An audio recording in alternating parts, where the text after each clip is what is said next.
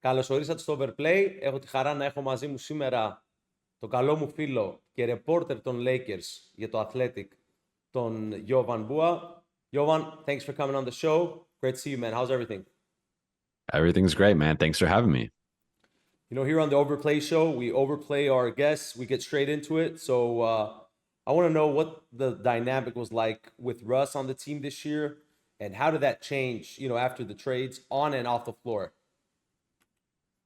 It was awkward. It continued from last season where he just did not fit with LeBron James and Anthony Davis. If you remember, he had the game in preseason where he came off the bench and then said he injured his hamstring because he wasn't used to the routine of coming off the bench, and he wasn't warm enough. So really from the beginning of the season, it was clear that, and even going back to the previous season, but really from the beginning of the year, it was clear that this was a short-term marriage. This was a situation that, both sides wanted to move on from. And I think really that first moment of stepping into the locker room after he was gone, you could just feel, the lightness in the locker room. It was kind of like a breath of fresh air where there'd be times where guys would be talking and he'd walk in and the vibe would shift, the mood would change, and he just kind of brought a heaviness with him. So him being out of there, I think just that alone was an addition by subtraction. But then you look at some of the guys that they brought in: D'Angelo Russell, Jared Vanderbilt, Malik Beasley. They each had their moments in the regular season, and each had some playoff moments. But really, to me, it was just the addition by subtraction of taking Russ out of there, putting the ball more in Austin Reeves' hands. He obviously had that big breakout in the second half of the season. But some of those guys that they added didn't even play that much as the playoffs progressed. Jared Vanderbilt eventually lost his starting spot, wasn't playing as much. D'Angelo struggled a lot in that Denver series. Malik fell out of the rotation. But again, the Lakers were just so much better by not having Russ and by guys like Austin Reeves taking a big step. I mean, I was a little surprised that Rob Pelinka, he was a big winner. Like, I know all my Laker friends were happy with the pieces he was able to bring in. So it's definitely a better fit. I questioned this fit from the beginning. I'm like, why would you want a ball-dominant, triple-double type of guy playing next to LeBron? It makes no sense. It never made any sense. I mean, for my Bulls, when we got DeRozan, Lonzo, and Levine, I'm like, all right, who's playing off the ball? Who's spotting up in the corner? It doesn't make sense. There's only one ball to go around. So it was highly questionable. And I'm glad they figured it out. Russ in a better place. The Lakers are better. All my friends are happy.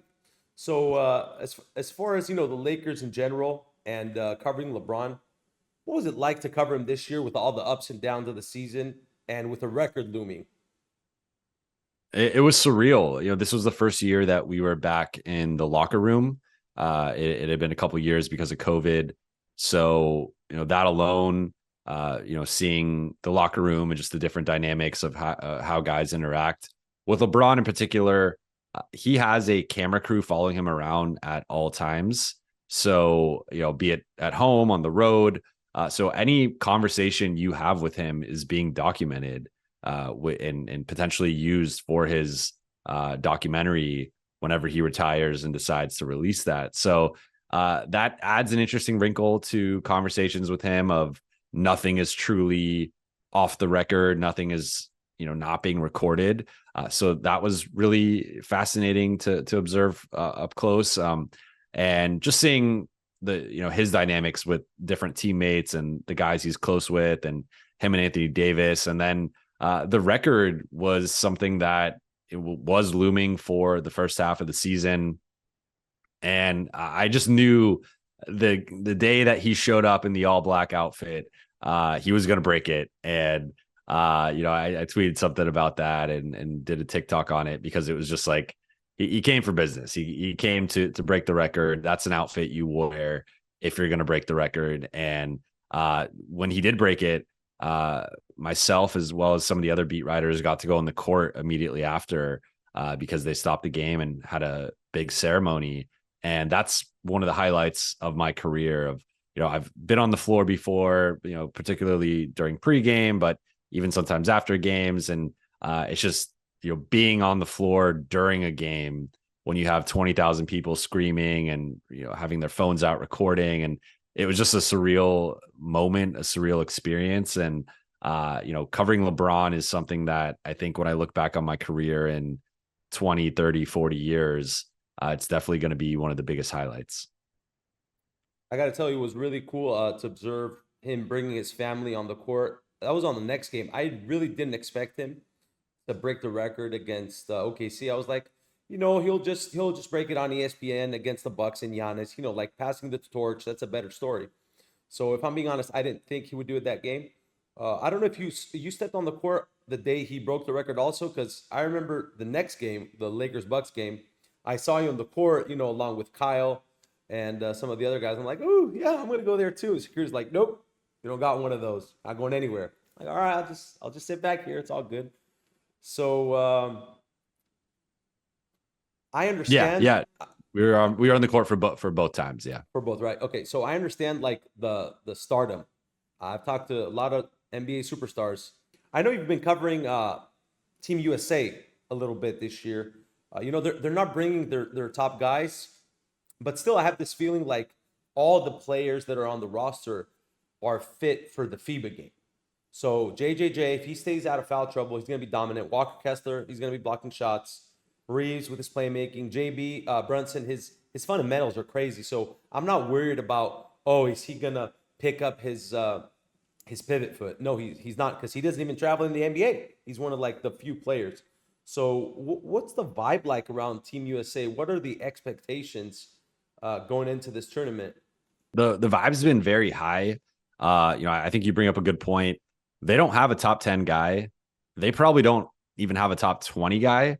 But I still think the expectations remain high. Anytime Team USA puts a basketball team together, like, the expectation is go win gold. And I know there are some people doubting this team and looking at a team like Canada, despite them losing today to Germany, as potentially a team that could upset Team USA. But I think, as you mentioned, like the skill sets on this team, I think really fit the FIBA game, really complement each other. They have a little bit of everything. They have perimeter defense, some switchability. They have shot blocking, rim protecting big men.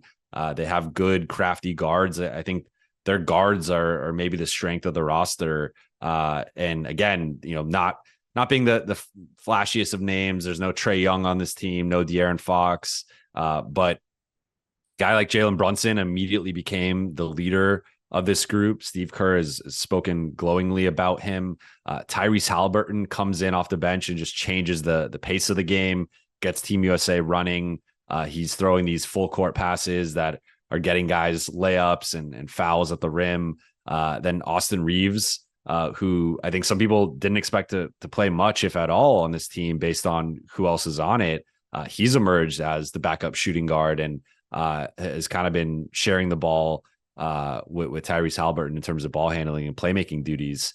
He came in the other night, scored 9 quick points, was leading the bench unit. So I think this group, again, on paper, isn't as talented as obviously the Olympic teams, but even some of the World Cup and World Championship teams that Team USA has had over the past decade plus as they've revamped this program. But I think, looking at a guy like Anthony Edwards and Brandon Ingram, and like there is still a lot of young talent on this team.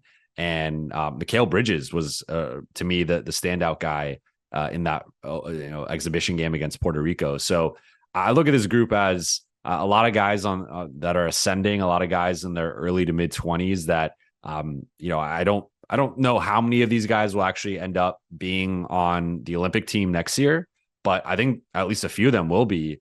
And these are all guys who, again, fit the FIBA game. I think complement each other well. And from a personality perspective, it was pretty clear that all these guys are close already. They're joking with each other. The vibes are good. And I don't think there's a lot of big egos in that locker room.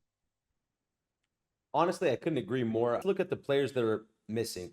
Jokic's not going to be there. Yanni is probably not going to be there. So to me, this is Team USA's goal to win or lose. Last team that played in the World Cup, they had Donovan Mitchell, they had Jason Tatum, and Jaylen Brown. So on paper, they were probably a better team. But I'm looking at this team right now, and I don't see who's going to score on JJJ, Mikal Bridges, and Anthony Edwards. Those are some lockdown defenders, man. And Halliburton's like, he's a first-time All-Star. He's a borderline superstar if he keeps ascending this way. So to me, the only question was, as far as Canada, I think Jamal Murray is questionable for the tournament. I'm not sure he's gonna play. So my only question to you was, if Jamal Murray played, and you had Jamal and Shea against Jalen Brunson and Anthony Edwards, who's the better backcourt if both backcourts are healthy? I think it's Canada. And, I think, Shea was first team All NBA this year. To me, he's borderline top 10 guy, probably more top 12, top 13. But that would be better than, I think those two guys are better than anybody on Team USA. So I would definitely favor the Canadian backcourt in that case. Jamal Murray was just a monster in the playoffs, picking up where he left off a few seasons ago before his injury. So I would say Canada has the better backcourt, but of course, looking at the two rosters, I think you still have to favor Team USA. I think maybe the one thing looking at this roster that, gives me some pause is like the shooting. I think, Edwards, Brunson, Bridges, Ingram, they have good shooters, but I think that could be the one thing is sometimes you see guys go a little cold in the FIBA game. It's just a different style of play. And I think maybe not having some of those just dead eye elite shooters could be one thing that is a factor at times. But again, I think this is a situation where the whole is greater than the sum of its parts. And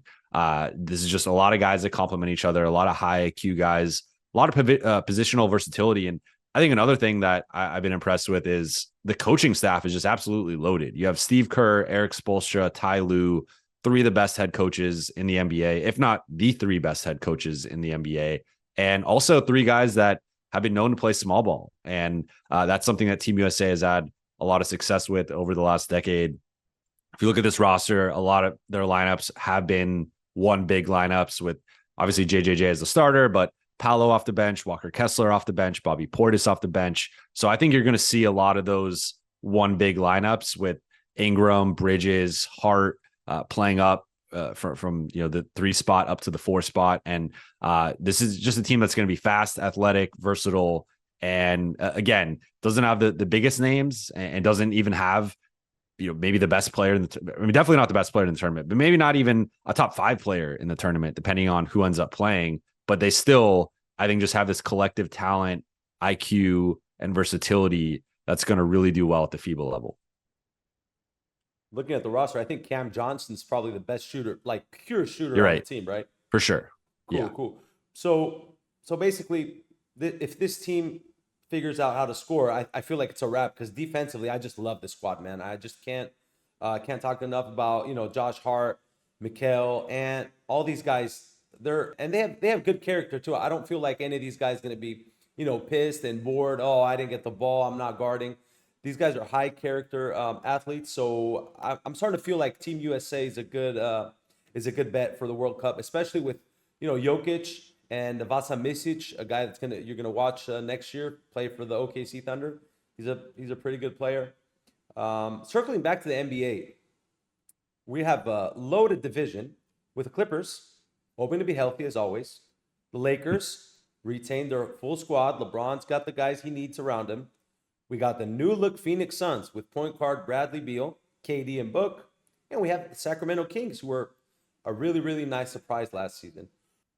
You bring up a great point, because the Pacific Division is, to me, not only far and away the best division in the NBA right now, but it's probably going to be one of the best divisions of all time. And I know we don't typically track those things, and divisions have kind of been pointless in the NBA for a bit now, but it's just like, I think all 5 of those teams are going to make the playoffs. And, of course, there's only 8 playoff teams. So that means 3 other teams in the Northwest and the Southwest division making it, because, again, maybe injuries kind of hinder one of those 5 teams. But, Lakers and Suns to me are 2 of the top 3 teams in the West. The Clippers have as high of a ceiling as anybody, as long as they're healthy, which has obviously been a struggle for them. Sacramento was the number 3 seed last year, and I suspect they'll have some regression and probably drop a little bit in the standings, but they're still going to be in the playoff mix. And then you have Golden State, who is coming off upsetting Sacramento in the first round as a 6th seed. And I actually really like the Chris Paul fit. And I think, that's going to give them some extra juice next year. So I think all 5 of those teams are going to make the playoffs. As far as the Lakers specifically, to me, they're looking at it as championship or bust. For the Lakers, they don't hang division banners. They don't hang conference banners. It really is championship or bust every season for them. So while they were happy with the turnaround that they had, while they were happy that they were able to make a conference finals run as a number 7 seed and do something that not many 7 seeds have done before them, they were disappointed with the way the season ended. They were disappointed that they were swept by the Nuggets. And I think their moves this season were made in part to go against Denver specifically. They wanted to add some shooting with the way that Denver defended them, packing the paint, leaving their shooters open. They feel like adding guys like Gabe Vincent and Taurean Prince will help the offense. And then they're trying to play some bigger lineups next year, potentially going back to some more 2 big looks. They didn't really have a backup big that they could rely on in that series, behind Anthony Davis. They're high on Jackson Hayes. They think he's an athletic guy, someone who can play in that similar mold to a JaVale McGee or a Dwight Howard. They're looking at Christian Wood and Bismack Biyombo for that 14th roster spot, for that 3rd center spot. So I think, they definitely on paper are better than last year's team. I think going into a training camp and a preseason with this group is going to help a lot because, as you remember, this team was remade at the trade deadline and they hit the ground running. They had a lot of success immediately, but that was without much chemistry and continuity and experience with this group. So I think them having an off season to spend time together, a lot of times nowadays, teams will meet as far out as a month before training camp starts and just get runs in as different lineups and units. So the Lakers are going to have that as well for most of September, having these guys in LA playing together and getting to know each other. So I think the Lakers are in a really good spot.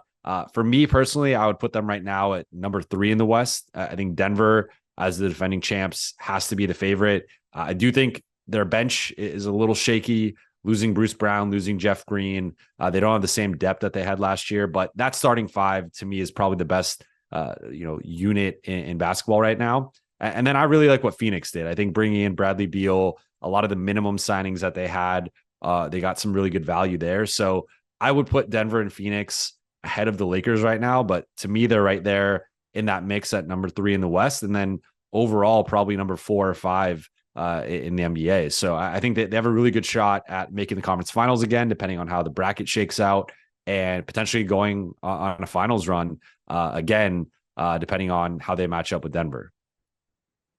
I need clarification for Chris Paul. So obviously Chris Paul is a big time player, one of the best ever. He's helped every team he's been on. So they're going to figure it out. But my question is as far as the style of play. Do you think that Golden State and Steve Kerr are going to adjust to CP3 holding onto the ball and yo-yo dribbling?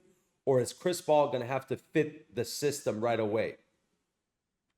I think it's going to be Chris Paul fitting the system, but I don't think, I'm a big Chris Paul guy. I always have been. He's always been one of my favorite players. And I think sometimes the narratives around him don't really fit who he is or his skill set.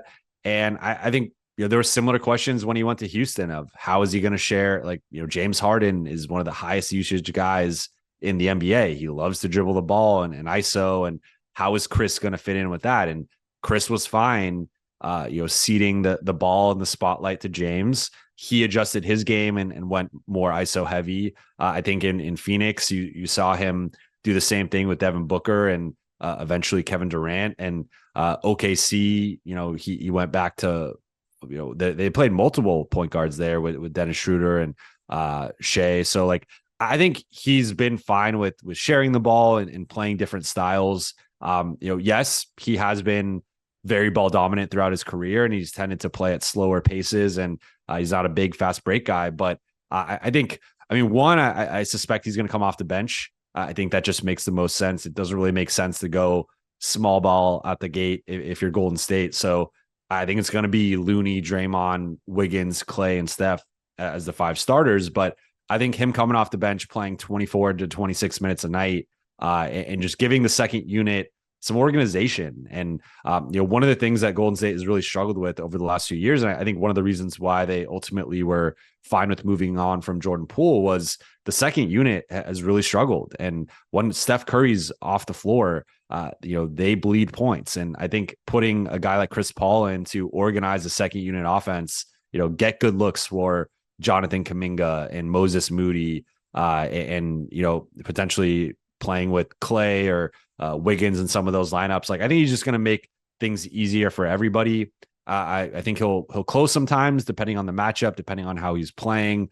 That's when you could go to that death lineup of Draymond, Wiggins, Clay, Chris Paul, and Steph. But I also think, like, sometimes we overthink these things, where it's just like, Chris Paul is one of the best point guards of all time. He's one of the best passers and playmakers of all time.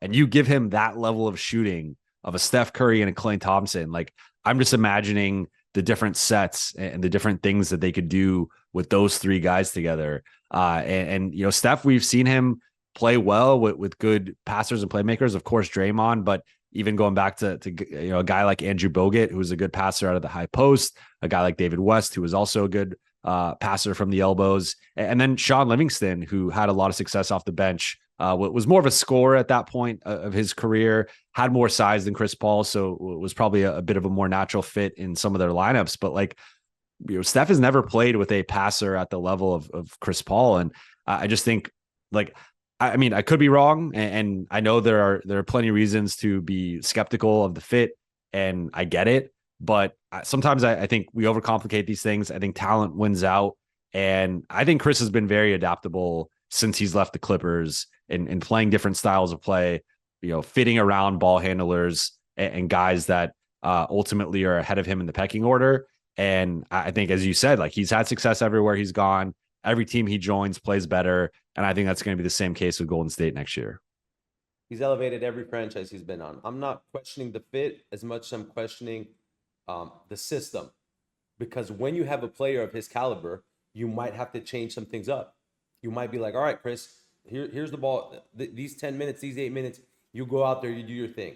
Forget, moving out without the ball and things like that. I feel like it's going to be great for Clay, honestly, to play with a real point guard, one of the greatest ever. He's going to get him some easy baskets, cutting to the hoop, or some, behind some back screen, some open threes. So I feel like it's going to be a great fit for the young guys and for Klay Thompson.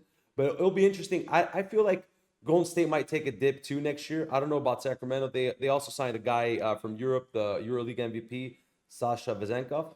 Great shooter, really, really smart player. He's a rebounder. Probably defense is probably won't be his strong suit. He's going to need some time to adjust, but I feel like he's going to be an impact player. So I'm kind of expecting Golden State to potentially take a dip. And I'm just with Windy. I saw a Windy video the other day, and I'm like, yeah, I'm with you. I like it. I don't hate it. I'm not saying it's not going to work, but I'm kind of skeptical. If they put some guys around them to cover for the defensive liabilities that CP3 at this age or Steph might have, it could work. Who knows? Going back to one of the players that used to play for the Lakers, I know you covered him for a year. He didn't really play much, but I know you watched him in the bubble too. There's a guy that one of the teams here in Greece and in the EuroLeague, Olympiacos, is looking at Kέντρικ Ναν. Sports Illustrated reported that they agreed. Then he posted an Instagram story saying, "Who's your source?" That was kind of funny, actually. So most fans, so what happens is when teams here in Europe sign a player, they go watch highlights. Obviously, if you watch my highlights, I don't miss. I really don't. I'm sure you don't miss either. So it's kind of tough for fans to stay up till like 6, 7 in the morning to watch games. So from a guy that's covered him and his style of play, can you talk a little about Kέντρικ Ναν, what he does, what he doesn't do, and if you think he'll be a good fit here in Europe, playing in the EuroLeague if he decides to come down here? Yeah, I think Kendrick will be a great fit. His time with the Lakers was marred by injuries. He immediately got injured in the beginning of his first season with LA and was just never the same. But this is a guy, if you look at what he did in Miami and what he did in Washington after he was traded there, after the Lakers moved him at the midseason point, I think he's a guy who's a very skilled scorer, someone who can score in isolation, out of pick and rolls, has a solid pull-up jumper, and can really score at all three levels. I think is more of a mid-range and three-point shooter than a rim finisher, but I think is a guy who can get downhill a bit. Defensively, he's small, so that is something that teams can pick on depending on the matchups. But he is stout. He has a strong frame, and I think he can be solid, on the ball in certain matchups. So I think, he was someone that the Lakers were really high on when they signed him to the non-taxpayer mid-level exception. He thrived in Miami, thrived in their culture. And, as we know, Miami is one of the hardest places to survive in the NBA, with just the high level of standards that they have.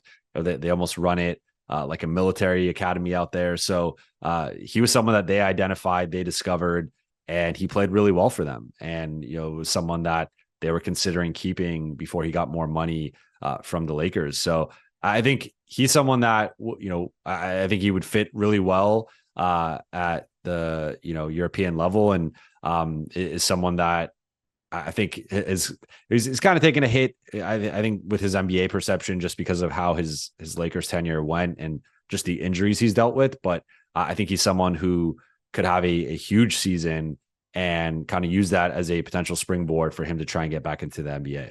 I had Tomer on the show a few days ago, and that's what I said. I said, man, these guys come over. If they ball, they're going to be right back in the NBA. I feel like as we see more and more players not afraid to make the jump to come over and play, they're going to be right back where they belong in the nick of time.